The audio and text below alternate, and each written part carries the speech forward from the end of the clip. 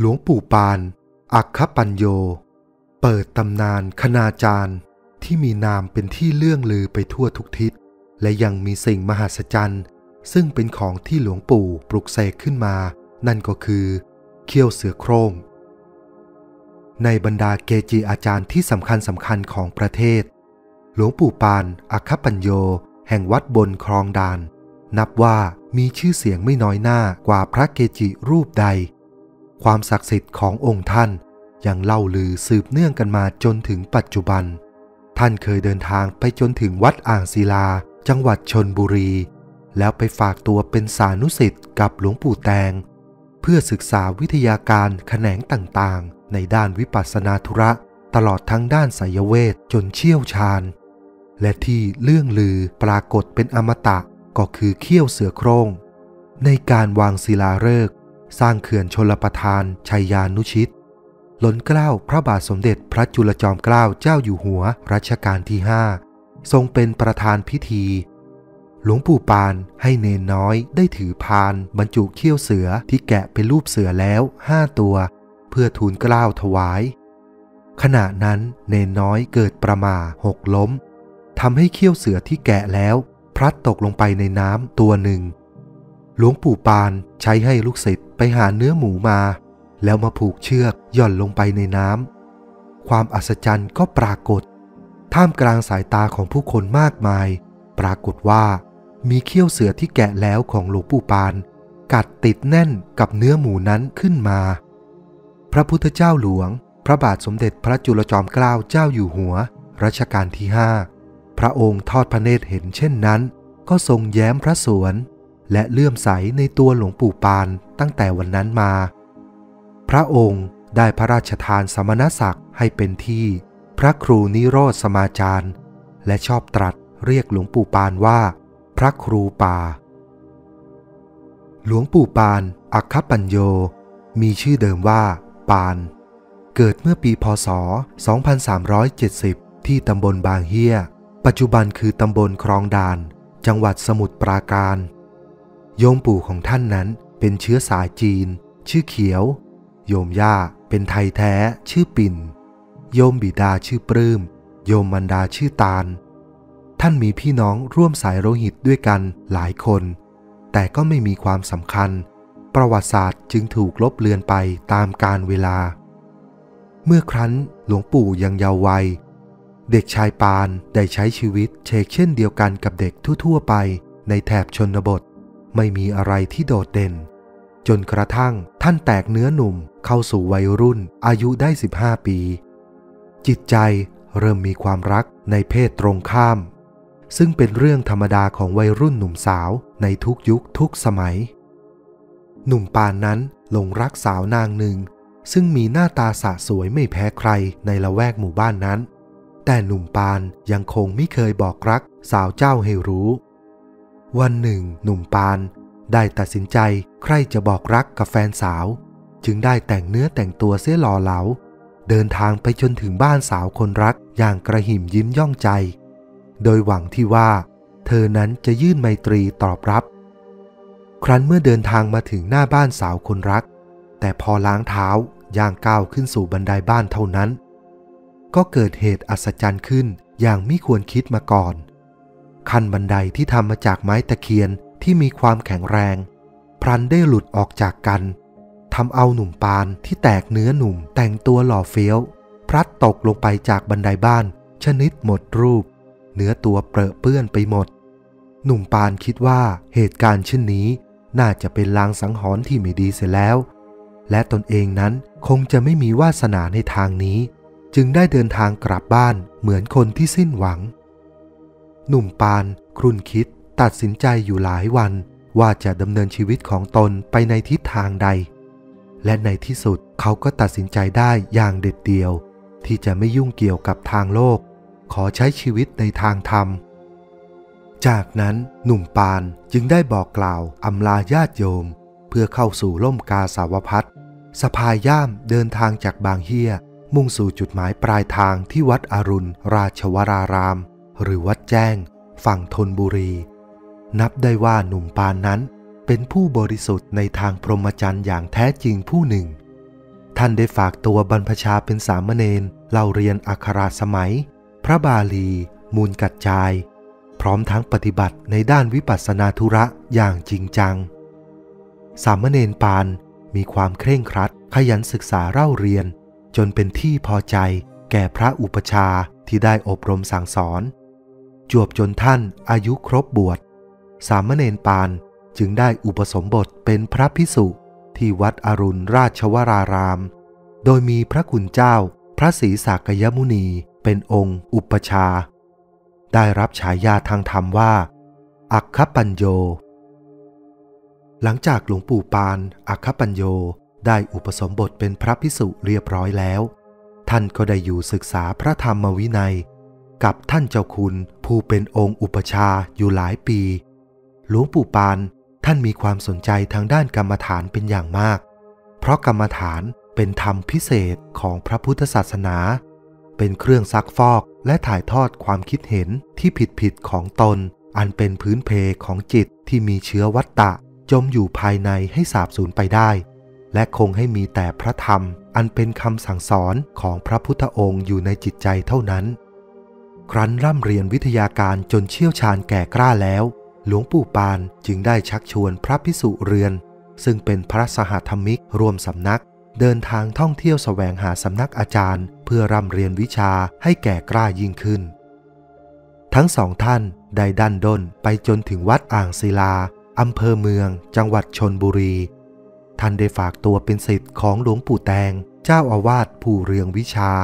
และได้เรียนและศึกษาวิทยาการแขนงต่างๆในด้านวิปัสสนาธุระตลอดทั้งไสยเวทจนเชี่ยวชาญและเป็นที่ลือชาปรากฏเป็นอมตะก็คือเขี้ยวเสือโคร่งซึ่งแกะเป็นรูปเสือนั่งและหลวงปู่เรือนที่เดินทางมาด้วยกันในครั้งนี้ท่านก็ได้ศึกษาไสยเวทแขนงนี้พร้อมกันเพียงแต่ไม่ขลังเท่าหลวงปู่ปานอันความขลังและศักดิ์สิทธิ์นั้นในว่าจะล้ำหน้าหลวงปู่แตงผู้เป็นปรมาจารย์ไปด้วยซ้ำอภินิหารของปรมาจารย์หลวงปู่แตงนั้นนับว่าไม่เบาเลยมีความเก่งกล้าสามารถไม่มีใครกล้าลองของกับท่านได้เล่ากันสืบต่อมาของชาวอ่างศิลาลูกน้ำเค็มอย่างภาคภูมิใจว่ากาลครั้งหนึ่งมีนายคชบาลผู้ที่มีความรู้ทางไสยเวทได้นำโขลงช้างมาจากจังหวัดสุรินทร์และได้เข้ามาพักอาศัยพักแรมในวัดอ่างศิลาและนำโขลงช้างไปเลี้ยงโดยไม่ได้บอกเล่า90แก่ผู้ใดนอกจากนั้นยังอวดศักดาพินิหารโดยใช้ขวานถากเสาศาลามาใช้ทำฟืนหุงข้าวเสียด้วยซ้ำอีกทั้งยังปล่อยโขลงช้างให้เหยียบย่ำบริเวณไร่กล้วยซึ่งปลูกไว้ใช้อาศัยเป็นพระตาหารสำหรับพระภิกษุสามเณรในวัดยามอัตคัดขาดแคลนหลวงปู่แตงทราบเรื่องจึงได้พิจารณาแล้วเห็นว่านายโคชบาลผู้นี้ถือดีว่ามีวิชาที่แก่กล้าอีกทั้งยังไม่มีสัมมาคารวะอวดดีชอบแต่ข่มเหงผู้คนจนติดเป็นนิสัยสันดานไปไหนมาไหนแต่ละแห่งก็อวดศักดาถือว่ามีของดีมีมนต์ขลังจำที่หลวงปู่แตงจะต้องสั่งสอนให้ละพยศคลายมิจฉาทิฐิเสียบ้างมิเช่นนั้นนายโคชบาลผู้นี้ก็จะวางอำนาจไม่รู้จักจบจักสิ้นเมื่อคิดแล้วหลวงปู่แตงจึงได้นำกะลามะพร้าวลูกเล็กๆลูกหนึ่งมาครอบโขลงช้างไว้ฝ่ายนายโคชบาลครั้นอิ่มข้าวอิ่มปลาแล้วเหลือบมองไม่เห็นโขลงช้างของตนซึ่งไม่ทราบว่ามันเดินหายไปทางใดตัวรึกก็ออกใหญ่โตนายโคชบาลผู้นั้นเพียรค้นหาสักเท่าใดก็ไม่พบเดินหาเท่าใดก็ไม่เจอแม้วี่แววก็ไม่มีสอบถามชาวบ้านตลอดเส้นทางก็ไม่ได้รับคำตอบถ้าเป็นหมาหมูก็ว่าไปอย่างเล่นเอานายโคชบาลเหงื่อตกหมดหนทางที่จะตามหาการเวลาเวียนไปจาก1 เป็น 2 วันนายโคชบาลก็ร้อนใจกระสับกระส่ายไม่รู้จะทำอีท่าไหนดีและในที่สุดก็เฉลียวใจคิดขึ้นมาได้ในฉับพลันจึงได้นำดอกไม้ธูปเทียนไปกราบขอขมาหลวงปู่แตงเจ้าอาวาสวัดอ่างศิลาผู้เรืองวิชาและยินยอมรับสร้างเสาศาลาให้ดีเหมือนเดิมหลวงปู่แตงเห็นนายโคชบาลลดทิฐิลงมีสัมมาคารวะก็เกิดความเมตตาจึงเดินไปสู่ป่ากว้างเปิดกะลามะพร้าวขึ้น แล้วก็พบลูกหนูตัวเล็กๆ4 ตัวคลานต้วมเตี้ยมออกมาด้วยความอิดโรยและแล้วมันก็ฉับพลันกลับกลายมาเป็นช้างสารตัวมหึมาถึง4 เชือกยังสร้างความศรัทธาและเกรงกลัวต่อนายโคชบาลผู้นั้นอย่างยิ่งและหลังจากการซ่อมเสาศาลาเป็นที่เรียบร้อยแล้วนายโคชบาลจึงได้นำช้างทั้ง4 เชือกเดินทางกลับสุรินทร์อย่างไม่มีข้อสงสัยอีกเลยหลวงปู่ปานและหลวงปู่เรือนสำเร็จวิชาที่ได้ร่ำเรียนมาจากหลวงปู่แตงก็ได้อำลาองค์ปรมาจารย์กลับคืนสู่มาตุภูมิเข้าพำนักอยู่ที่วัดบางเฮียในปัจจุบันชาวบ้านนิยมเรียกกันว่าวัดบนคลองด่านแต่ถ้าชื่อเป็นทางการเรียกว่าวัดมงคลโคทาวาสหลวงปู่ทั้ง2 ท่านจึงเป็นพระสหธรรมิกกันมาตั้งแต่เริ่มบวชได้จำพรรษาอยู่วัดบางเฮียประพฤติปฏิบัติพระธรรมวินัยอย่างเคร่งครัดสืบต่อมาหลวงปู่ปานได้รับตำแหน่งเจ้าอาวาสและหลวงปู่เรือนได้รับตำแหน่งเป็นผู้ช่วยเจ้าอาวาสจากคำโบราณที่เรียกว่าบางเฮียนั้นเพราะทำเลเดิมเป็นคลองน้ำเค็มเวลาน้ำทะเลหนุนน้ำเค็มก็จะทะลักเข้าไปในแม่น้ำลำคลองต่างๆจนเป็นเหตุให้ชาวบ้านที่อาศัยปลูกบ้านเรือนอยู่ในย่านนั้นต้องได้รับความลำบากคือตัวเหี้ยตะกรวดและจระเข้อย่างมากมายจนกระทั่งชาวบ้านต้องทำประตูน้ำกั้นเอาไว้เพื่อมิให้น้ำเค็มจากทะเลไหลขึ้นไปปะปนกับน้ำจืดและเพื่อป้องกันสัตว์เลื้อยคลานที่มีอยู่ชุกชุม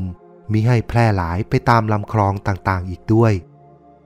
เหตุนี้ชาวบ้านจึงตั้งชื่อหมู่บ้านว่าบ้านบางเฮียและตั้งชื่อคลองว่าคลองบางเฮียตลอดจนการตั้งชื่อวัดก็ตั้งว่าวัดบางเฮียและเพื่อให้สอดคล้องกับความเป็นจริงของสถานที่ดังกล่าววัดบางเฮียนั้นมีอยู่2 วัดก็คือวัดบางเฮียนอกกับวัดบางเฮียในเป็นวัดที่ตั้งอยู่ริมคลองบางเฮียทั้ง2 แห่งเพราะชาวบ้านตั้งบ้านเรือนอยู่ริมคลองตลอดแนวทั้ง2 ฝั่งและตั้งอยู่ห่างกันเป็นระยะปัจจุบันแม้จะถูกล่าตัวไปถลกหนังขายก็ยังเป็นสิ่งที่น่าขำขันก็คือใต้ถุนร้านค้าในตลาดคลองด่านยังมีเจ้าพวกนี้อาศัยอยู่กันยั่วเย้เต็มไปหมดอยู่กันมานมนานจนตัวโตเกือบเท่าจระเข้อยู่แล้วมันก็คือสัตว์โลกธรรมดาและก็ยังดีกว่าคนบางคนที่สมมุติตนว่าเป็นสัตว์ประเสริฐเสียด้วยซ้ำไปเพราะมันไม่เคยเบียดเบียนสร้างความเดือดร้อนให้กับผู้ใดเลยมีเรื่องเล่าสืบต่อกันมาว่ามีชายชาวจีนผู้หนึ่งที่เกิดในผืนแผ่นดินไทยได้ไปทำมาหากินเป็นช่างตัดเสื้อผ้าทางฝั่งลาวและได้อพยพหลบภัยมาจากนครเวียงจันทร์เมื่อตอนเล็กๆชายชาวจีนผู้นี้เคยเป็นเด็กวัดของหลวงปู่ปานได้รับใช้ใกล้ชิดและเคยประสบพบเห็นเหตุการณ์ต่างๆพอจดจำได้ก็คือวันหนึ่งหลวงปู่ปานเห็นว่าเด็กคนนี้ใจเอาได้นั่นก็คือใจแข็งจึงชวนให้ถือเสียมติดตามเข้าสู่ป่าช้าในยามวิกาลพอถึงหลุมฝังศพหลุมหนึ่งที่เพิ่งจะฝังศพไปได้ไม่นานหลวงปู่ปานจัดแจงตอกหลักทั้ง4 มุมเพื่อขึงสายสิญจน์แล้วจุดเทียนเข้าเล่มหนึ่งนั่งบริกรรมคาถาชั่วเวลาเสี้ยวเดียวดินที่หลุมฝังศพก็ค่อยๆพังทลายออกศพที่มัดตราสังหญิงตายทั้งกลมกำลังบวมอืดลุกขึ้นนั่งได้หลวงปู่ปานพิจารณาด้วยอสุภกรรมฐานอยู่พักหนึ่งแล้วบริกรรมอาคมขึ้นทันทีปรากฏว่าศพนั้นใหญ่ขึ้นได้และสูงขึ้นแล้วมันก็ค่อยๆต่ำลงในลักษณะธรรมดายื่นคางให้หลวงปู่ปานท่านก็ใช้เทียนบริกรรมเล่มนั้นแย่เข้าไปที่คางเสียงดังฉี่กลิ่นเหม็นเขียวไปหมดแล้วท่านก็รองเอาน้ำมันพรายให้หยดลงในขวดครั้นเมื่อเสร็จสิ้นแล้วท่านก็บังคับให้ศพนั้นนอนลงต่อจากนั้นก็ได้ใช้เสียมที่เด็กวัดถือติดมือมาด้วยเสียบกลับจนเรียบร้อยทั้งนี้มิใช่หลวงปู่ปานจะประพฤติตนเป็นหมอเสน่ห์ทางตกนรกอะไรหรอกเพราะท่านทำไปเพื่อตัดหน้านักเลงหมอผีทางนี้ประการหนึ่งเพื่อไม่ให้เป็นโพยภัยในวันข้างหน้าและโดยปกติหลวงปู่ปานก็พยายามจะช่วยบำบัดผู้ที่เคราะห์ร้ายโดยถูกการกระทำด้วยวิชานี้เพราะมีหมอผีที่ทำเสน่ห์อยู่ในละแวกตำบลคลองด่าน ซึ่งใช้วิชาไปในทางที่ผิดและในที่สุดก็ตายไม่ดี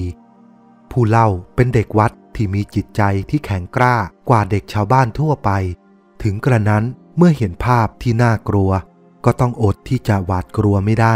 ตัวแข็งและบางครั้งก็ต้องหลับตา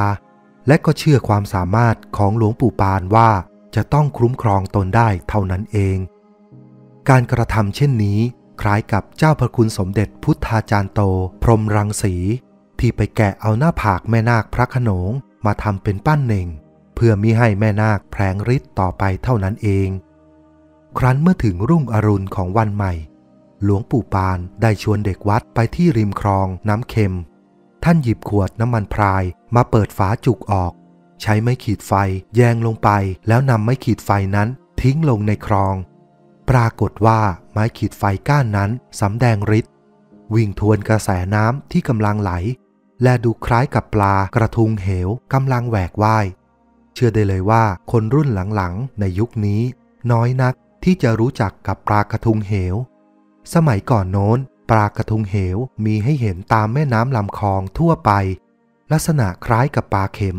แต่ปลากระทุงเหวมีลักษณะใหญ่ยาวกว่าลำตัวจรดหางประมาณ1 คืบแหวกว่ายกันไปเป็นกลุ่มอย่างพร้อมเพรียงนอกจากนี้เด็กวัดยังประสบพบเห็นหลวงปู่ปานนั่งเสกน้ำพระปริตรไม่ใช่เดือดพร่านแต่พุ่งเป็นฝอยคล้ายกับน้ำพุให้ดูเล่นจึงเกิดศรัทธาเลื่อมใสในองค์ท่านเป็นที่สุด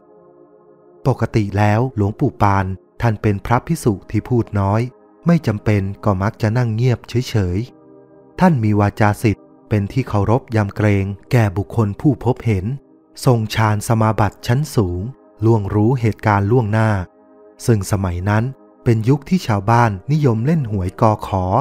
ท่านก็จะเมตตาบอกใบ้ให้กับคนที่ทุกข์ยากได้หายจนเสียมากต่อมากจนเจ้ามือหวยหรือที่เรียกกันว่าขุนบานที่คอยรับกินอย่างเดียวไม่ยอมรับจ่ายจากสมัยนั้นถึงสมัยนี้มันก็ช่างเหมือนกันทุกยุคทุกสมัย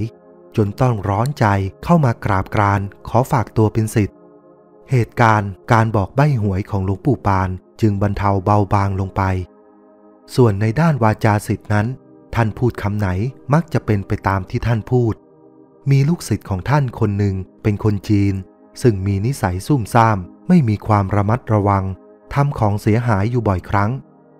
ลูกศิษย์คนนี้ชอบไปแอบซุ่มดูหลวงปู่ปานทำการฝังเสืออันศักดิ์สิทธิ์เมื่อท่านจับได้จึงได้ดุลูกศิษย์คนนี้ไปว่านี่จะบ้าหรือเท่านั้นเองลูกศิษย์คนจีนรายนี้นอกจากจะบ้าไปตามวาจาศิษย์ของท่านแล้วมีหนำซ้ำยังเป็นใบ้อีกและจำที่ฝังเสือไม่ได้จนทุกข์ทรมานอยู่ถึง4 ปีจึงหายเป็นปกติเหมือนเดิม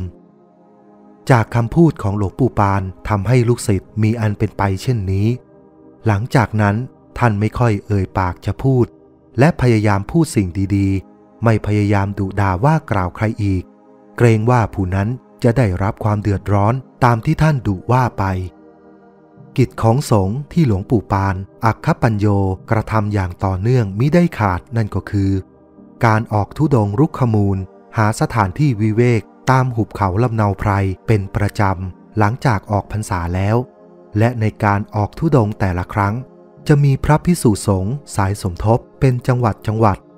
บางคราวมีมากประมาณ500 รูปหลวงปู่ปานท่านจะนำกองทัพธรรมออกเผยแผ่พระศาสนา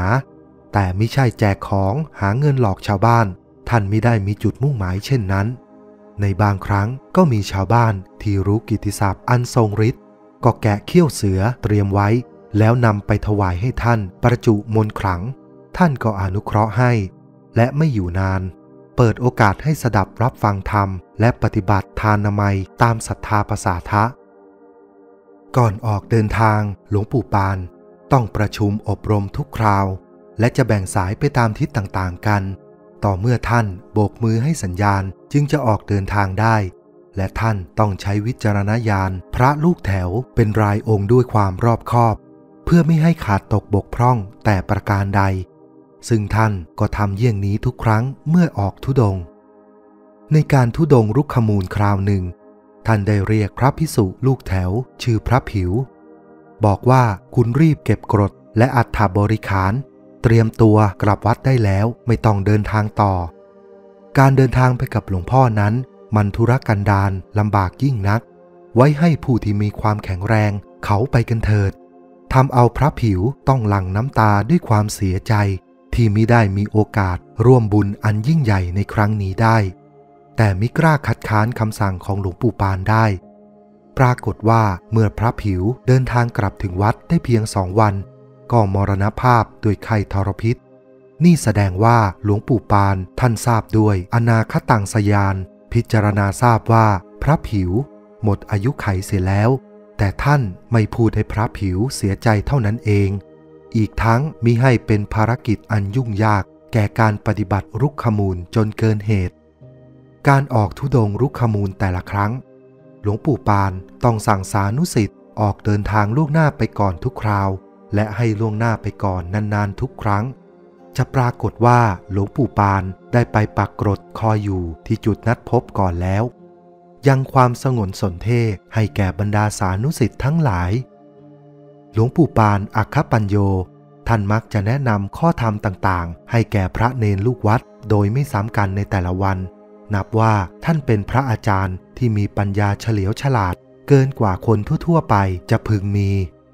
คือบางวันท่านจะให้พระเณรได้ศึกษาถึงข้อธรรมที่มีชื่อว่าขันธ์ห้าคือ 1. รูป 2. เวทนา 3. สัญญา 4. สังขาร 5. วิญญาณในขันธ์ห้านี้ธาตุทั้ง4คือดินน้ำลมไฟประชุมกันเป็นกายนี้เรียกว่ารูปความรู้สึกอารมณ์ว่าเป็นสุขคือการสบายกายสบายใจหรือเป็นทุกข์คือไม่สบายกายไม่สบายใจหรือเฉยๆคือไม่เป็นทุกข์ไม่สุขเรียกว่าเวทนาความจำได้หมายรู้คือจำรูปเสียงกลิ่นรสโผฏฐัพพะอารมณ์ที่เกิดจากใจได้เรียกว่าสัญญาเจตสิกธรรมคืออารมณ์ที่เกิดกับใจเป็นส่วนดีเรียกกุศลถ้าเป็นส่วนชั่วเรียกอกุศลเป็นส่วนกลางๆไม่ดีไม่ชั่วเรียกอัพพยากฤิเรียกสังขารและความรู้อารมณ์ในเวลาเมื่อรูปมากระทบกับตาเป็นต้นเรียกว่าวิญญาณซึ่งขันธ์ทั้ง5นี้บางทีย่นย่อเป็น2เรียกว่านามและรูปเวทนาสัญญาสังขารวิญญาณรวมเข้าเป็นนามรูปคงเป็นรูปที่หลวงปู่ปานมักให้พระเณรได้นำมาพิจารณากันอยู่เสมอและให้พิจารณาถึงธาตุกรรมฐาน4อย่างด้วยกันคือธาตุดินเรียกว่าปฐวีธาตุธาตุน้ำเรียกว่าอาโปธาตุธาตุไฟเรียกว่าเตโชธาตุธาตุลมเรียกว่าวายโยธาตุธาตุอันใดมีลักษณะเข้มแข็งธาตุนั้นเป็นธาตุปฐวีธาตุซึ่งปฐวีธาตุนั้นที่เป็นภายในคือ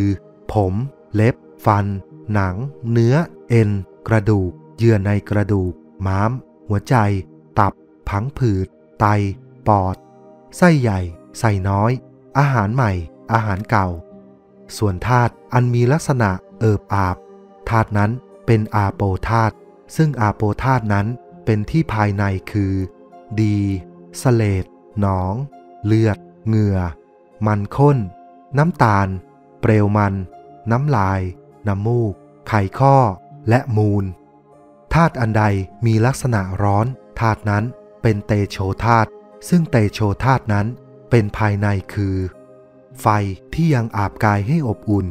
ไฟที่ยังกายให้ทรุดโทรมและไฟที่ยังกายให้กระวนกระวายกับไฟที่เผาอาหารให้ย่อยธาตุอันใดมีลักษณะพัดไปพัดมาธาตุนั้นเป็นวายโยธาตุซึ่งวายโยธาตุนั้นเป็นภายในคือลมพัดขึ้นเบื้องบนลมพัดลงเบื้องต่ำลมในท้องลมในไส้ลมพัดตามตัวและลมหายใจซึ่งการกำเนิดการพิจารณากายนี้ให้เห็นว่าเป็นเพียงธาตุสี่คือดินน้ำลมไฟประชุมกันอยู่ไม่ใช่เราไม่ใช่ของเราเรียกว่าธาตุกรรมฐานหลวงปู่ปานอัคคปัญโยท่านได้อธิบายถึงธาตุกรรมฐานว่าไม่ว่าจะใช้เวทมนต์คาถาเพื่อประกอบในพิธีกรรมต่างๆก็ตามพึงกระทำธาตุในกายเราให้มีกำลังโดยสมบูรณ์ก่อน ซึ่งเมื่อธาตุในกายเราเป็นปกติสมบูรณ์แล้วก็เป็นสิ่งที่ช่วยให้กำลังกระแสจิตทวีความรุนแรงขึ้นในครั้งหนึ่งหลวงปู่ปานได้จาริกรุกขมูลไปถึงอำเภอศรีมหาโพธิ์จังหวัดปราจีนบุรีถึงวัดโพสีท่านก็ได้เห็นหลวงตารูปหนึ่งกำลังนั่งขึงกองเพลนอยู่เพียงลำพังโดยไม่มีใครช่วยเหลือเลยด้วยปฏิปทาอันดีงามหลวงปู่ปานมิได้รอช้าตรงเข้าไปช่วยเหลือหลวงตารูปนั้นขึงกองเพลนจนสำเร็จเสร็จภารกิจทั้งสองท่านสนทนากันไปด้วยความเข้าใจเป็นอย่างดีครั้นแล้วหลวงตาได้นิมนต์หลวงปู่ปานขึ้นกุฏิเพื่อฉันน้ำร้อนน้ำชาขณะที่ท่านทั้งสองต่างพูดคุยกันอย่างออกรสออกชาติหลวงตาได้ขอตัวลงจากกุฏิไปหยิบดินเหนียวแล้วนำมาปั้นครึงเป็นก้อนเล็กๆ2 ก้อนปั้นเสร็จจึงเหวี่ยงออกไปนอกหน้าต่างกุฏิต่อหน้าต่อตาหลวงปู่ปานที่กำลังเฝ้าสังเกตว่าหลวงตาท่านนั้นกำลังทำอะไรกับดินเหนียวที่ปั้นผลปรากฏว่าดินเหนียวทั้ง2 ก้อนที่หลวงตาเหวี่ยงออกไปกลับกลายเป็นเด็กหัวจุกขี่ม้าขาวไล่จับนกเหยี่ยวในอากาศหลวงปู่ปานเห็นดังนั้นก็หัวเราะชอบใจแล้วเดินลงจากกุฏิบอกกับคณะสงฆ์ที่ติดตามมาว่าพบคนดีเข้าให้แล้วฉับพลันนั้นหลวงปู่ปานได้เปลืองสังฆติออกจากไหล่แล้วนำมาม้วนเป็นก้อนกลมคว้างลงไปที่พื้นดินกลายเป็นกระต่ายป่าฝูงใหญ่วิ่งเพ่นพ่านทั่วลานวัดเด็กเล็กเห็นเข้าก็ชอบใจ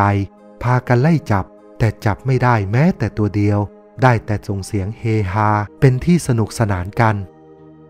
การต่อมาหลวงปู่ปานออกรุกขมูลคราใดท่านก็อดที่จะแวะไปเยี่ยมหลวงตารูปนั้นไม่ได้และในที่สุดก็ชักชวนให้มาสร้างวัดอยู่ใกล้ๆกันชื่อว่าวัดน้อยหลวงตาดำรงตำแหน่งเจ้าอาวาสหลวงตาท่านนี้มีชื่อว่าหลวงตาดำมีเวทมนต์ขลังเก่งไม่แพ้หลวงปู่ปานแต่ไม่ยอมสร้างเครื่องรางของขลังแต่ประการใดทั้งสองท่านถือว่ามีความสนิทชิดเชื้อเข้าอกเข้าใจกันเป็นอย่างดีบางครั้งพระอาจารย์ทั้งสองคุยไปคุยมาหลวงปู่ปานควักผ้าเช็ดหน้าม้วนปาไปเป็นกระต่ายหลวงตาดำก็ควักผ้าเช็ดหน้าขว้างปาไปเป็นแมวไล่กระต่ายไล่เท่าไรก็ไม่ทันกันหลวงปู่ปานอัคคปัญโยท่านเป็นผู้มีอารมณ์ที่เยือกเย็นพูดจาอ่อนน้อมเป็นที่เคารพแก่ผู้พบเห็นคราวหนึ่งท่านสะพายย่ามเดินทางออกจากวัดเพื่อไปทำธุระและก็ได้พบกับชายชราคนหนึ่งเมื่อชายชราคนนั้นเห็นท่านก็ได้นั่งยองๆยกมือไหว้ท่วมหัวพลางเอ่ยปากบอกหลวงปู่ปานว่าท่านครับช่วยผมด้วยผมเป็นฝีร้ายขึ้นที่แขนกำลังจะไปหาท่านให้ช่วยปัดเป่าอยู่พอดีหลวงปู่ปานตอบไปว่าอาตมาไม่ได้เอามีดผ่าฝีติดย่ามมาพอพูดจบหลวงปู่ปานก็ล้วงลงไปในย่ามที่สะพายมาได้ซองธูปอ่อน1 ซองท่านสะบัดซองธูปอ่อนทีเดียวซองธูปอ่อนนั้นก็ได้แข็งตัวท่านก็ใช้ซองธูปอ่อนนั้นแทนมีดแล้วท่านก็จัดการกรีดลงไปบนฝีร้ายและทำให้ฝีแตกหนองทะลักในฉับพลันหลวงปู่ปานพลางก็บ่นท่องคาถาเป่าพรวดเดียวบอกว่าหายพอรุ่งขึ้นต่อมาฝีนั้นก็หายจริงๆและก็มีเรื่องเล่าว่าหลวงปู่ปานนั้นท่านชอบส่งน้ำในลำคลองอยู่เนืองๆและถ้าวันใดที่ท่านส่งน้ำถ้ามีเด็กมาดูและเล่นน้ำอยู่ด้วยกับท่านจะแสดงปาฏิหาริย์โดยมุดดำลงไปในน้ำแล้วอุ้มปลาตัวใหญ่ขึ้นมาด้วยปลาก็ดิ่นไปมาเพื่อที่จะแหวกว่ายลงน้ำพอสักพักท่านก็ปล่อยปลาลงน้ำไปท่านทำอย่างนี้อยู่บ่อยครั้งจนเด็กๆเห็นเป็นเรื่องแปลกและปกติเหตุที่เป็นไปดังนั้นก็คงเป็นเรื่องของพระเวทมนตราที่ท่านกำหนดขึ้นด้วยความมีเมตตาของหลวงปู่ปานจึงได้เกิดเป็นเรื่องราวขึ้นโดยในครั้งนั้นได้มีทหารเกณฑ์หลายคนหนีราชการทหารมาแล้วมาขออุปสมบทกับหลวงปู่ปานเนื่องด้วยเมตตาธรรมและไม่ขัดศรัทธาแก่ผู้บากบั่นตั้งใจมาหาที่พึ่งท่านจึงได้จัดการอุปสมบทให้ตามความประสงค์จนสำเร็จเสร็จสิ้นเรียบร้อย ต่อมาเรื่องราวของทหารเกณฑ์ที่หนีราชการมาบวชได้ทราบไปถึงทางการจึงได้รายงานพฤติการที่เกิดขึ้นทั้งหมดมาทางคณะสงฆ์และได้มาสอบสวนความจริงกล่าวว่าตามระเบียบของคณะสงฆ์ถือว่าจริยาวัดของพระอุปชานั้นจะอุปสมบทได้เฉพาะกุลบุตรที่ไม่มีพันธะผูกพัน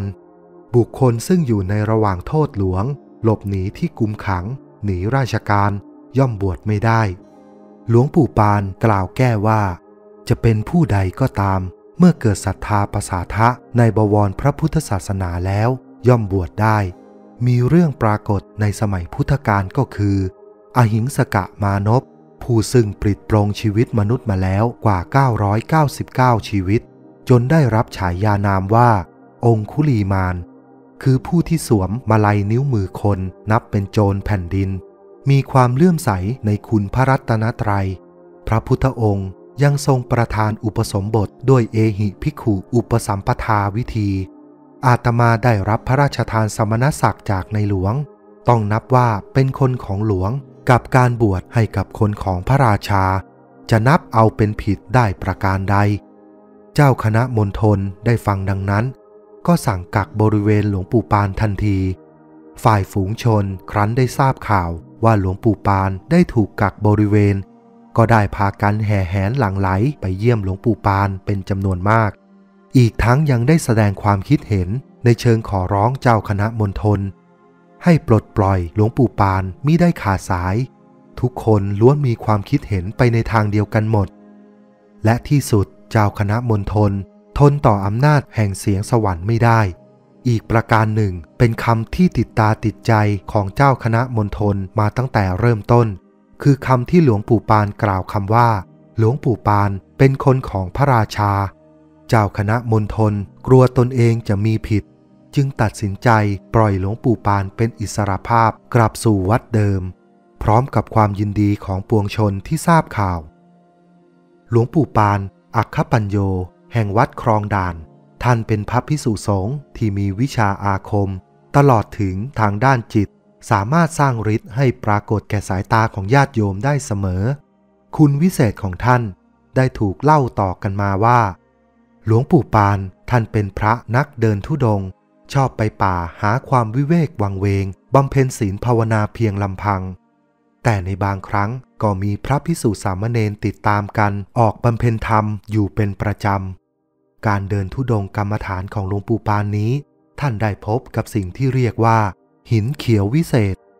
หินเขียววิเศษเป็นวัตถุสีเขียวแวววาวมากโตเท่าขนาดเมล็ดถั่วดำและข้างๆของวิเศษนี้ก็มีเต่าหินที่ถูกสลักจากหินทรายสีดอกน้ำตาลแดงเล็กน้อยหลวงปู่ปานท่านรู้ด้วยวาระจิตและนิมิตที่จะได้มาซึ่งสิ่งนี้ก่อนออกธุดงค์ด้วยซ้ำไปของวิเศษนั้นหลวงปู่ปานไม่เคยเปิดเผยให้ใครรู้ท่านได้นำไปไว้ยังศาลที่ปลูกไว้ภายในบริเวณเขตวัด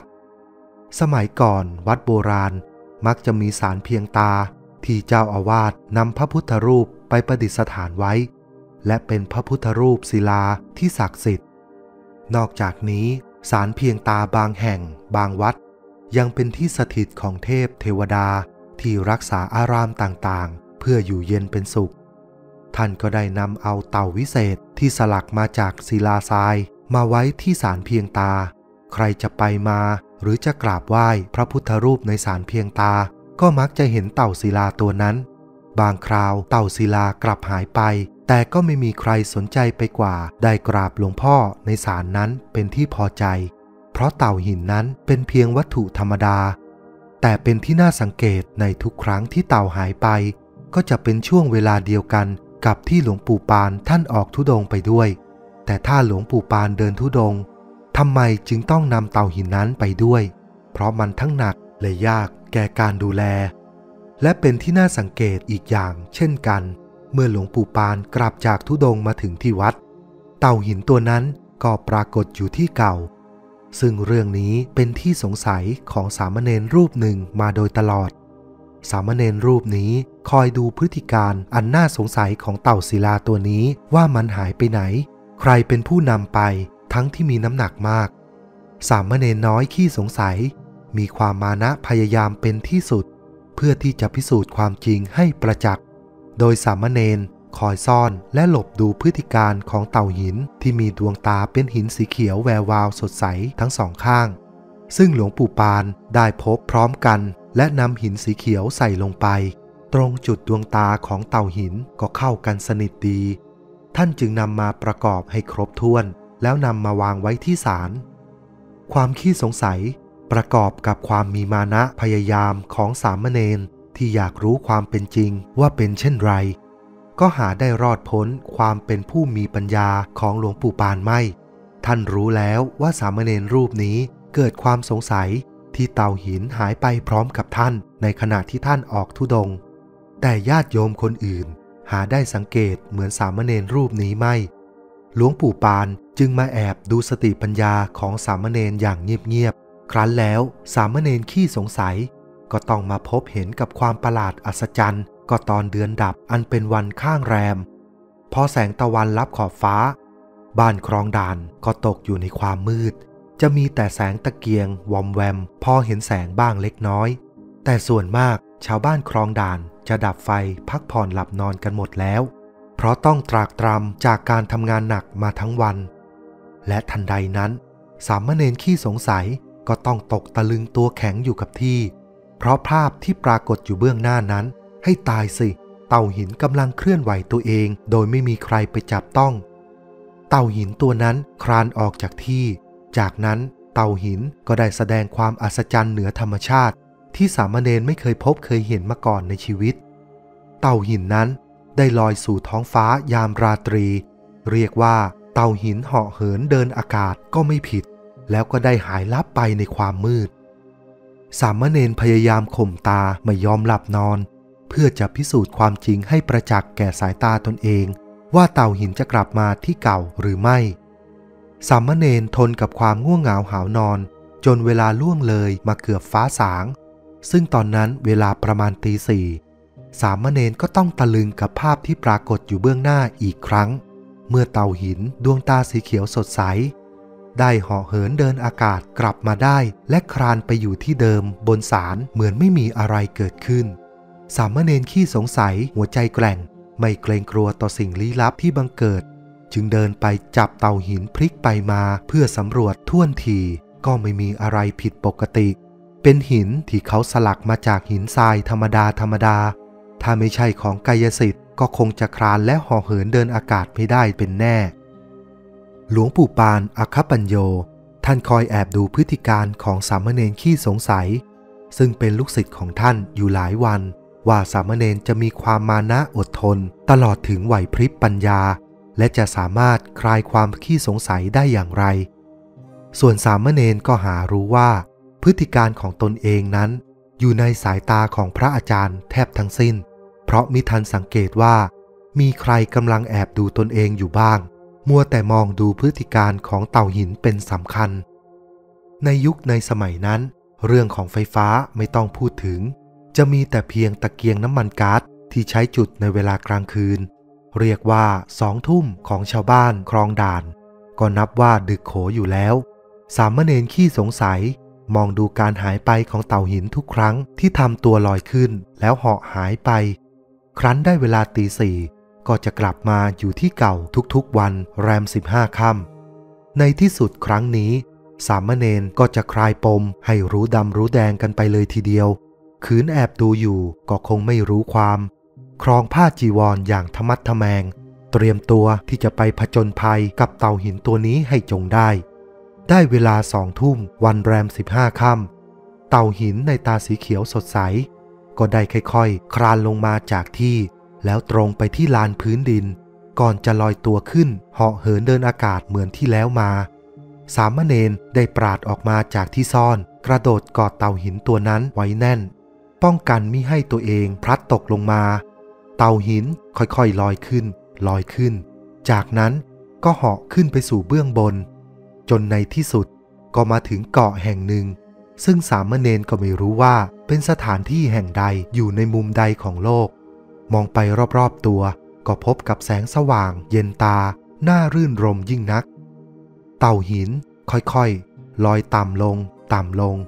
และเมื่อถึงพื้นดินแล้วก็ตรงไปยังป่าไผ่ไปหาหน่อไม้ไผ่กินส่วนสามเณรก็มองหาหน่อไผ่ที่ใกล้มือ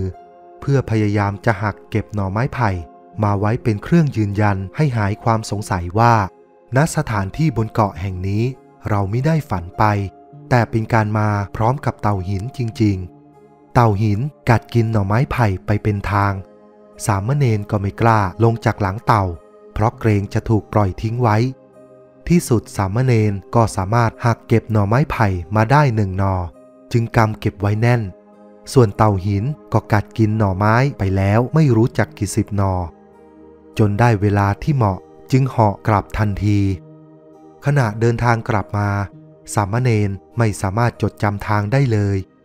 เมื่อมาถึงจุดหมายปลายทางสามเณรก็ถือหน่อไม้ไผ่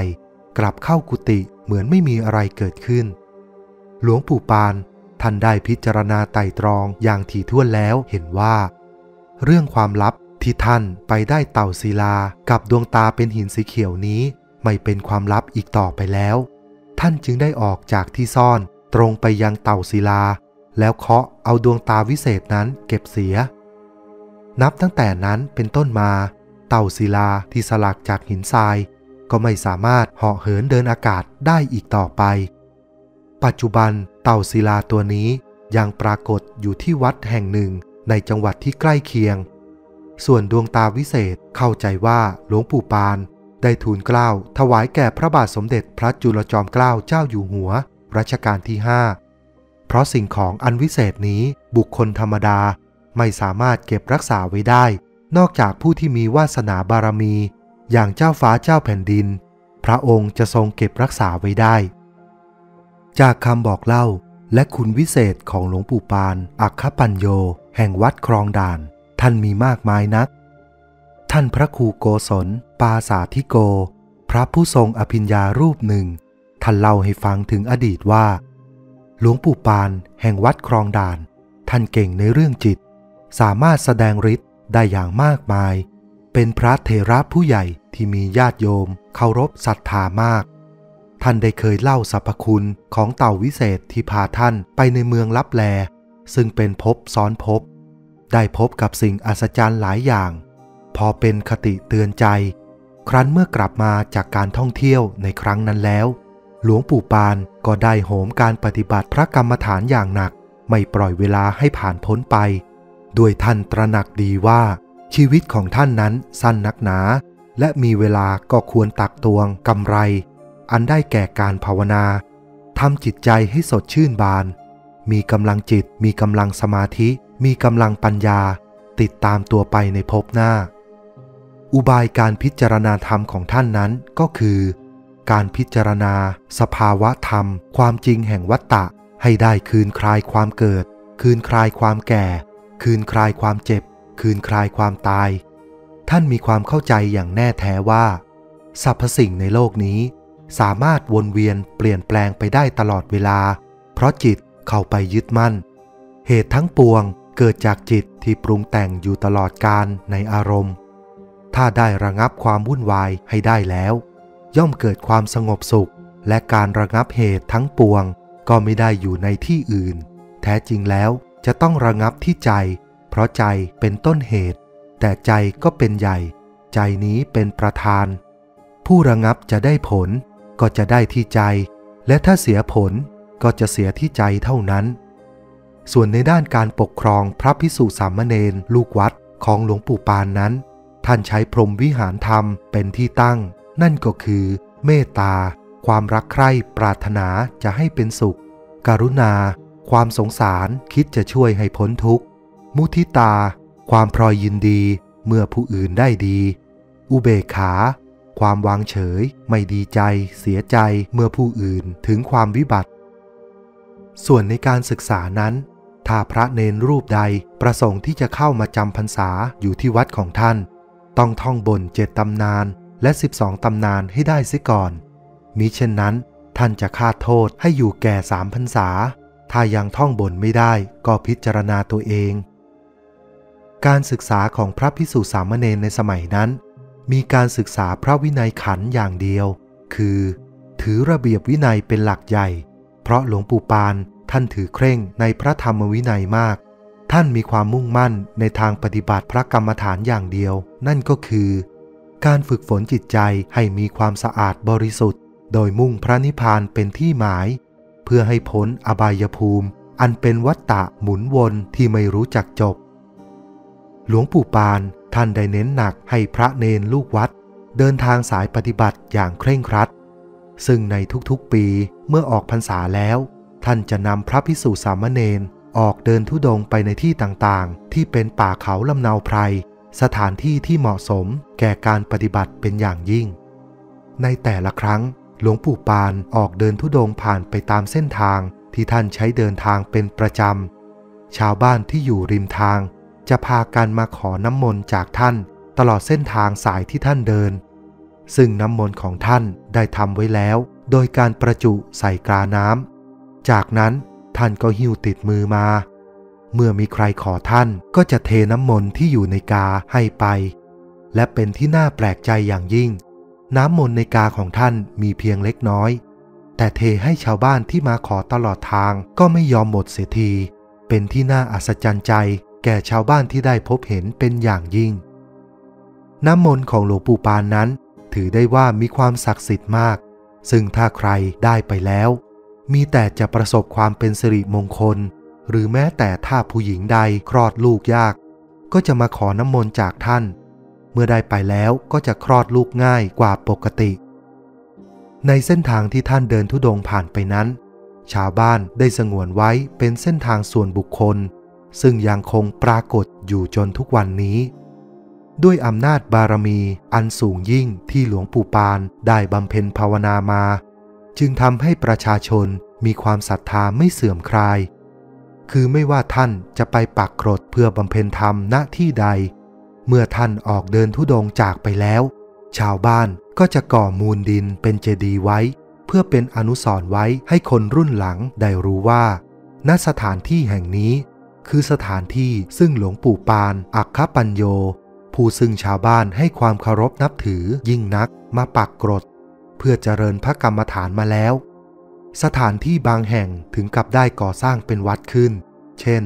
วัดศรีจันทารามก็มีชื่อของท่านติดอยู่ว่าวัดหลวงพ่อปาน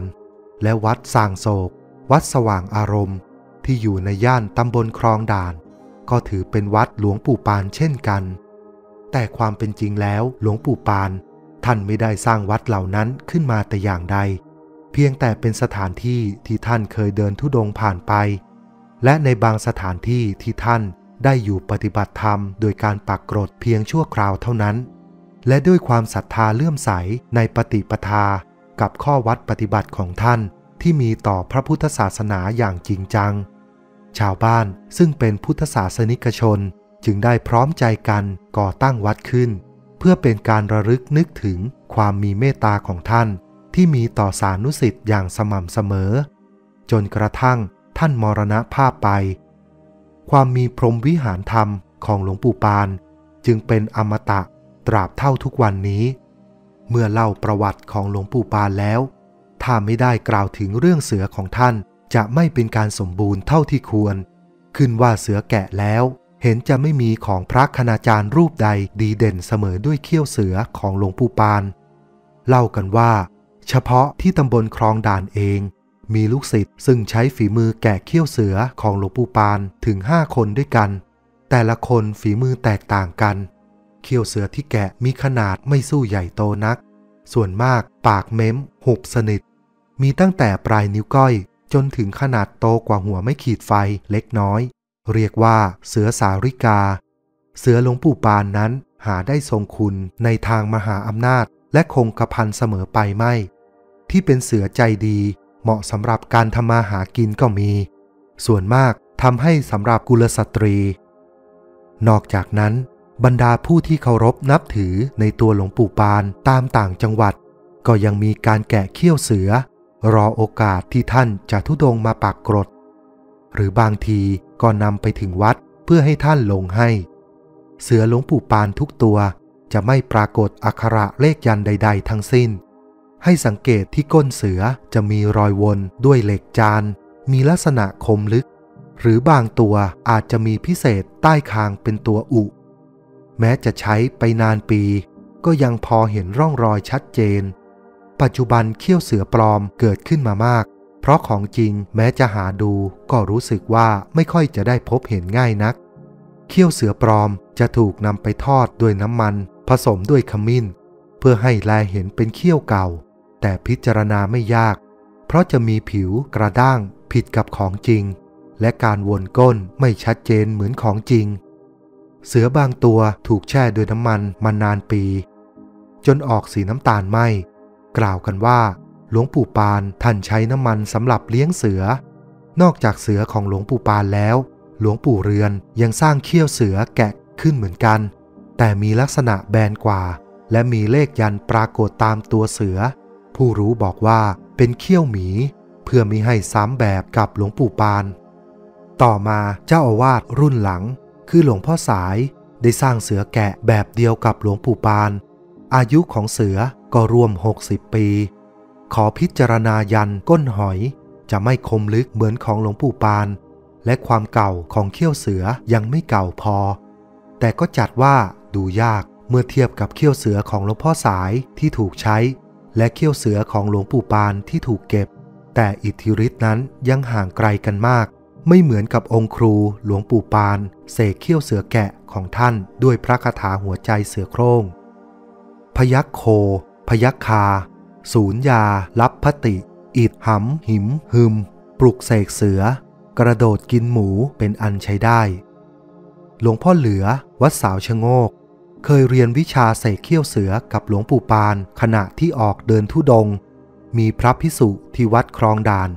ประสงค์จะได้เสือกายสิทธิ์ไว้ใช้ป้องกันตัวจึงเตรียมให้ช่างแกะเขี้ยวเสือไว้ทั้งหมด5 ตัวด้วยกันติดย่ามไปด้วยพอสบโอกาสจึงขอร้องให้หลวงปู่เหลือช่วยเสกให้หลวงพ่อเหลือมิได้ขัดศรัทธา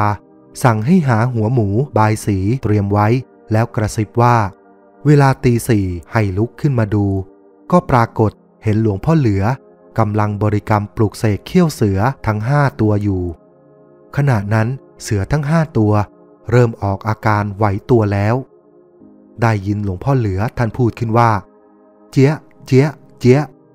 และทันใดนั้นโง่โหทั้ง5พากันพุ่งตัวเข้าใส่หัวหมู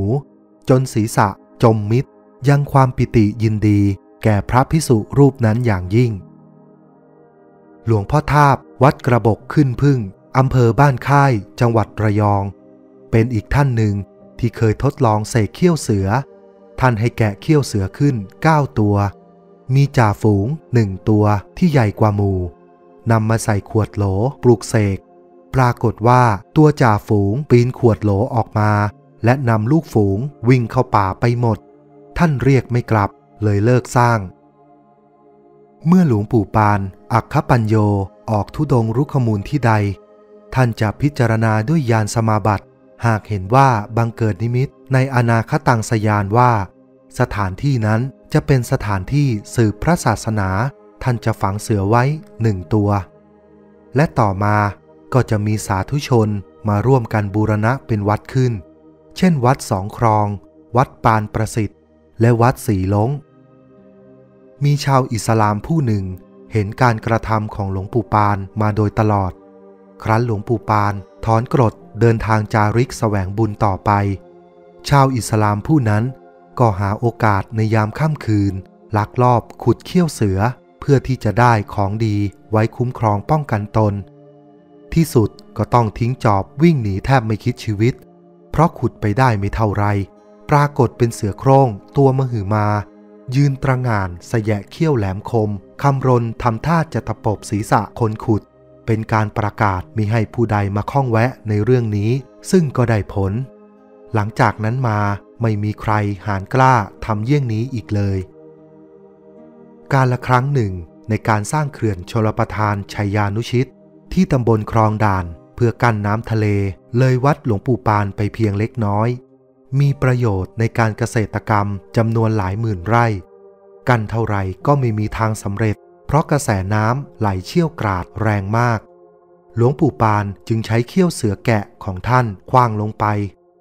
ประหนึ่งกุมกันทดน้ำ ทำให้ต้านกระแสน้ำอันเชี่ยวกราดเป็นผลสำเร็จจึงลงมือสร้างเขื่อนได้ในการวางศิลาฤกษ์สร้างเขื่อนนี้ล้นเกล้าพระบาทสมเด็จพระจุลจอมเกล้าเจ้าอยู่หัวรัชกาลที่5ทรงเสด็จเป็นประธานพิธีหลวงปู่ปานให้เนนน้อยถือพานบรรจุเขี้ยวเสือแกะ5ตัวเพื่อทูลเกล้าถวายเนนน้อยได้เกิดประมาทขึ้นจึงหกล้มทำให้เขี้ยวเสือแกะพลัดตกลงไปในน้ำ1ตัวหลวงปู่ปานใช้ให้คนไปหาเนื้อหมูมาผูกกับเชือกหย่อนลงไปในน้ำปรากฏว่ามีเขี้ยวเสือกัดติดแน่นเนื้อหมูที่หย่อนลงไปนั้นขึ้นมาได้พระบาทสมเด็จพระจุลจอมเกล้าเจ้าอยู่หัวทรงแย้มพระสวนและเลื่อมใสในตัวหลวงปู่ปานพระราชทานสมณศักดิ์ให้เป็นที่พระครูนิโรธสมาจารย์และพระองค์ท่านก็ชอบตรัสเรียกหลวงปู่ปานว่าพระครูป่าแต่ชาวบ้านและคนทั่วไปไม่มีใครนิยมเรียกท่านพระครูมีแต่เรียกหลวงปู่กันทั้งนั้นเมื่อพระบาทสมเด็จพระจุลจอมเกล้าเจ้าอยู่หัวผู้ทรงเลิกทาสและเป็นนักปฏิรูปการปกครองแผ่นดินที่เข้าถึงประชาชนโดยพระองค์ได้เสด็จไปเยี่ยมเยียนดูแลทุกสุขของราษฎรตามหัวเมืองด้วยพระองค์เองดังเช่นที่พระองค์เสด็จมาถึงบ้านคลองด่านแห่งนี้พระองค์ก็ทรงเป็นห่วงเป็นใยในความทุกข์ของประชาราษฎร์จึงเป็นที่รักใคร่ของอาณาประชาราษฎร์เป็นอย่างยิ่งหลังจากเสร็จสิ้นพระราชกรณียกิจแล้วก่อนที่พระองค์ท่านจะเสด็จกลับเมืองหลวงพระองค์ได้ตรัสรับสั่งกับหลวงปู่ปานอยู่ประโยคหนึ่งว่าฟ้าจะไปก่อนแล้วให้พระท่านไปทีหลังพระราชดำรัสของพระองค์นับเป็นรับสั่งที่เข้าใจยากคือทั้งหลวงปู่ปานเองและสานุศิษย์ที่ได้ฟังพระองค์ท่านตรัสในวันนั้นเพราะไม่เข้าใจความหมายอันลึกซึ้งเช่นนั้นนั่นเองจนกระทั่งพระองค์ท่านเสด็จกลับจากประตูน้ำคลองด่านไม่นานพระองค์ท่านก็เสด็จสวรรคตและเมื่อพระองค์เสด็จสวรรคตไม่นานถึงปีหลวงปู่ปานก็ถึงแก่มรณภาพลงเช่นกันฉะนั้นคำที่พระบาทสมเด็จพระจุลจอมเกล้าเจ้าอยู่หัวรัชกาลที่5ทรงตรัสไว้ว่าฟ้าจะไปก่อนแล้วให้พระท่านไปทีหลังพระองค์ท่านคงหมายถึงการละสังขารของพระองค์ไปก่อนแล้วจึงให้หลวงปู่ปานละสังขารตามไปทีหลังโดยพระองค์คงจะรู้ด้วยญาณของพระองค์เองว่าพระองค์และหลวงปู่ปานคงถึงเวลาที่จะละสังขารได้แล้วท่านจึงตรัสไว้ก่อนการสูญเสียองค์พระประมุขในครั้งนั้นประสบนิกรทั่วประเทศมีความโศกเศร้าอาลัยเป็นอย่างมากเพราะพระองค์ทรงเป็นที่รักใคร่ของอาณาประชาราษฎร์เป็นอย่างยิ่งถึงแม้พระองค์ท่านจะเสด็จสวรรคตไปนานแล้วก็ตามแต่ประชาชนก็ยังรำลึกถึงพระมหากรุณาธิคุณมิรู้ลืมเลยหลังจากพระบาทสมเด็จพระจุลจอมเกล้าเจ้าอยู่หัวรัชกาลที่5เสด็จสวรรคตได้ไม่นานหลวงปู่ปานวัดคลองด่านก็ได้มรณภาพด้วยโรคชราประมาณปีพ.ศ. 2454ในวัย84ปีที่วัดมงคลโคทาวาสวัดคลองด่านนั่นเองซึ่งยังความโศกเศร้าและเสียใจแก่สานุศิษย์และประชาชนทั่วไปเป็นอย่างยิ่งเมื่อหลวงปู่ปานอัคคปัญโยมรณภาพใหม่ๆและเพิ่งจะตั้งศพได้คืนเดียวพอถึงคืนที่2นายนาคหรือปู่นาคที่ชาวบ้านเรียกกันเป็นหลานชายของหลวงปู่ปานอดีตเคยเป็นกำนันตำบลบางเฮียซึ่งมีอายุ88ปีในขณะนั้นได้เปิดเผยเรื่องราวของหลวงปู่ปานให้เจ้าอาวาสในสมัยหนึ่งฟังว่าตัวปู่นาคนั้นเป็นหลานแท้ๆของหลวงปู่ปานและได้เป็นเจ้าภาพในงานศพด้วยแต่ปู่นาคไม่ได้มางานศพในคืนแรกเพราะบ้านอยู่ไกลครั้นเมื่อมาถึงอันเป็นวันที่2ของการตั้งศพปู่นาคได้เห็นการตั้งศพที่ไม่เหมาะสมคือมีต้นเสาพิงหีบศพปู่นาคจึงสั่งเคลื่อนย้ายตั้งใหม่ขณะที่เคลื่อนย้ายศพของหลวงปู่ปานนั้นต้นเสาที่หีบศพพิงอยู่ปู่นาคเห็นเป็นรูปวงกลมและมีเศษกระดาษม้วนอยู่ในรูเสานั้นจึงหยิบขึ้นมาดูก็พบข้อความซึ่งเขียนเป็นคาถาเขียนด้วยลายมืออย่างชัดเจนข้อความในกระดาษแผ่นนั้นมีหลายข้อความดังนี้เสกน้ำประพรมขายของซึ่งปู่นาคเล่าว่า ทั้งหมดเป็นลายมือของหลวงปู่ปานเองซึ่งเก็บรักษาแผ่นกระดาษที่มีคาถาอยู่นั้นไว้พระคาถาบทที่ว่าเสกน้ำประพรมขายของมีดังนี้ก็คือนัชชาลิเตสังคาลิเตนัชชาลิติสังคาลิติพลีราชาสัพเพชนาพหูชนาส่วนบทหนึ่งเป็นคาถากันฟ้าผ่ามีดังนี้คืออากาเสจะทีปังจโรและคาถากันผีหามีดังนี้คือพุทโธพุทธังนักกันตังอรหังพุทโธอิติปิโสภควาท้าวเวสสุวรรณโนสุขโตโลติกันตาพระคาถาทั้งหมดนี้เป็นของหลวงปู่ปานถ้าหากท่านใดมีความสนใจที่จะนำไปท่องบนเอาไปใช้บ้างปู่นาคก็ยินดีให้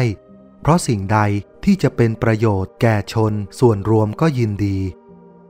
ก่อนที่หลวงปู่ปานอัคคปัญโยจะมรณภาพประชาชนตำบลคลองด่านได้มีจิตศรัทธารวมแรงร่วมใจกันหล่อรูปเหมือนเท่าขนาดองค์จริงของหลวงปู่ปานเพื่อไว้เป็นที่สักการะในคุณงามความดีครั้นที่ท่านกลับจากธุดงค์พบเห็นเข้าก็แสดงความไม่พอใจและกล่าวขึ้นว่านั่นมันไม่ใช่รูปของอาตมามันคือไอ้ดำใหญ่เอาไปทิ้งทะเลเสียฝ่ายลูกศิษย์ลูกหาที่เป็นผู้หล่อรูปเหมือนก็มีความเสียดายเพราะหล่อขึ้นด้วยความยากลำบากยากเย็นจะนำไปทิ้งเสียก็ดูกระไรจึงพากันเฉยเสียหลวงปู่ปานก็เลยออกจากวัดไปพำนักอยู่ที่พระปฐมพระปฐมนั้นคือสถานที่แห่งหนึ่งในตำบลคลองด่านสร้างขึ้นไว้เป็นที่พักแรมของพระธุดงค์เป็นการชั่วคราวท่านได้ทราบโดยวิถีญาณแล้วว่าปวงชนต้องการให้ท่านแยกกายทิพย์มัจจุราชได้กลายมาเตือนแล้วจากอยู่ต่อไปอีกไม่นานเมื่อญาติโยมพากันอ้อนวอนหนักเข้าหลวงปู่ปานก็พูดบ่ายเบี่ยงว่าเข้าไปไม่ได้ไอ้ดำมันอยู่คืนเข้าไปไอ้ดำมันเอาตายคำว่าไอ้ดำหมายถึงรูปหล่อแทนตัวท่านเองท่านถือว่ายังไม่ตายเหตุไฉนจักต้องมีตัวแทนและจะอยู่ได้เพียงผู้เดียวหนึ่งไม่มีสองและในที่สุดหลวงปู่ปานกลับไปอยู่วัดได้ไม่นานท่านก็ได้มรณภาพลงด้วยอาการสงบรูปหล่อหลวงปู่ปานมีความศักดิ์สิทธิ์เท่ากับองค์จริงของท่านทีเดียวผู้ที่ศรัทธาในตัวท่านไม่ว่าจะอยู่ที่ใดก็เดินทางไปกราบไหว้รูปหล่อของท่านมิได้ขาดถ้าท่านใดประสงค์ที่จะไปกราบพระรูปหล่อรูปเหมือนเท่าองค์จริงของหลวงปู่ปานอัคคปัญโยหรือพระครูพิพัฒน์นิโรธกิจที่วัดมงคลโคทาวาสตำบลคลองด่านอำเภอบางบ่อจังหวัดสมุทรปราการกรุณาเดินทางตามเส้นทางกรุงเทพชลบุรีสายเก่าซึ่งเรื่องความขลังและความศักดิ์สิทธิ์ของรูปหล่อของหลวงปู่ปานนั้นเป็นที่ทราบกันดีของชาวคลองด่านและในละแวกใกล้เคียงตลอดจนคนต่างถิ่นที่อยู่ห่างไกลบางคนเดินทางมาอธิษฐานขอน้ำมนต์จากท่านไปรับประทานเพื่อให้หายจากการเจ็บป่วยต่างๆก็ปรากฏว่าหายเป็นปลิดทิ้งบางรายกำลังนอนป่วยอยู่หลวงปู่ปานก็ไปเฝ้าฝันให้มาเอาน้ำมนต์จากท่านไปรักษาไม่ต้องไปหาหมอที่ไหนครั้งหนึ่งลูกชายของชาวบ้านคลองด่านได้ล้มป่วยโดยไม่ทราบสาเหตุได้นำตัวไปรักษาที่โรงพยาบาลในกรุงเทพเนื่องด้วยอาการป่วยหนักมากอยู่โรงพยาบาลได้2 วันแพทย์ก็ยังหาอาการเจ็บป่วยไม่เจอไม่รู้ว่าเป็นอะไรด้วยความเป็นห่วงลูกชายเป็นอย่างยิ่งไม่รู้จะช่วยลูกชายได้อย่างไรและคิดขึ้นมาได้พอตกค่ำได้เวลานอนจึงได้จุดธูปเทียนบอกกล่าวถึงหลวงปู่ปานในคืนนั้นเองผู้ที่เป็นพ่อก็ได้ฝันไปว่าหลวงปู่ปานไปบอกให้ไปเอาน้ำมนต์ของท่านมากินแล้วให้เอาทองที่ปิดอยู่ริมฝีปากท่านไปขยี้ที่หน้าผากคนป่วยและให้รับมาบ้านก็หายผู้เป็นพ่อแสนจะดีใจได้ปฏิบัติตามความฝันทุกประการปรากฏว่าอาการป่วยของลูกชายที่หนักจนแพทย์วิเคราะห์โรคไม่ถูกก็มีอาการดีขึ้นและค่อยๆหายจากโรคร้ายในที่สุดแม้แต่พระเถระผู้ใหญ่ในสมัยนั้นถ้าแวะมาทำกิจธุระที่วัดแห่งนี้แล้วเป็นต้องไปกราบนมัสการรูปหล่อของหลวงปู่ปานก่อนเสมอ บางครั้งรูปหล่อของหลวงปู่ปานยังไปเข้าฝันให้เจ้าอาวาสให้จุดธูปเทียนบูชาเสมอนับว่าท่านนั้นมีความขลังและศักดิ์สิทธิ์ไม่เสื่อมคลายแต่ประการใดเพราะเป็นรูปหล่อที่หล่อขึ้นในสมัยที่หลวงปู่ปานยังมีชีวิตอยู่จึงถือเป็นรูปหล่อจำลององค์แรกที่ประดิษฐานอยู่ณวัดคลองด่านจวบจนถึงปัจจุบันส่วนองค์ที่ประดิษฐานอยู่ตามวัดอื่นๆนั้นเป็นองค์ที่สร้างขึ้นจากความศรัทธาเลื่อมใสในตัวของหลวงปู่จึงคิดหล่อรูปจำลองหลวงปู่ปานแห่งวัดคลองด่านไว้หลายๆแห่งเพราะเกิดความศรัทธาเลื่อมใสของประชาชนซึ่งมีจำนวนมากนั่นเองแต่รูปแท้และดั้งเดิมนั้นคือรูปที่ประดิษฐานอยู่ที่วัดมงคลโคทาวาสตำบลคลองด่านอำเภอบางบ่อจังหวัดสมุทรปราการในทุกวันนี้นั่นเองในวัดมงคลโคทาวาสหรือบางเฮียนี้ได้เป็นที่จำพรรษาของพระเกจิอาจารย์ชื่อดังหลายรูปดังปรากฏนามเด่นชัดมาหลายยุคหลายสมัยที่บุคคลทั่วไปให้ความเคารพนับถือเลื่อมใสยำเกรงเช่นในสมัยของหลวงพ่อถันซึ่งเป็นคนบ้านคลองนางโหงตำบลคลองด่านอำเภอบางบ่อจังหวัดสมุทรปราการได้มาบวชอยู่ที่วัดคลองด่านบางเฮียจนได้เป็นเจ้าอาวาสท่านได้บันทึกไว้ว่าในสมัยที่ท่านเป็นเจ้าอาวาสวัดมงคลโคทาวาสแห่งนี้มีพระอาจารย์ที่เป็นพระเถระผู้ทรงคุณวุฒิอยู่หลายรูปด้วยกันคือ 1. หลวงปู่ปานหรือพระครูพิพัฒน์นิโรธกิจ 2. หลวงปู่เรือนเคยเป็นพระอุปชาที่วัดนี้ 3. หลวงพ่อล่าเป็นหมอผีและหมอทำน้ำมนต์ 4. พระอาจารย์อิ่มพระอาจารย์สอนกรรมฐานและเป็นพระอาจารย์สอนธุดงค์แก่พระภิกษุสามเณรที่ประสงค์จะออกป่า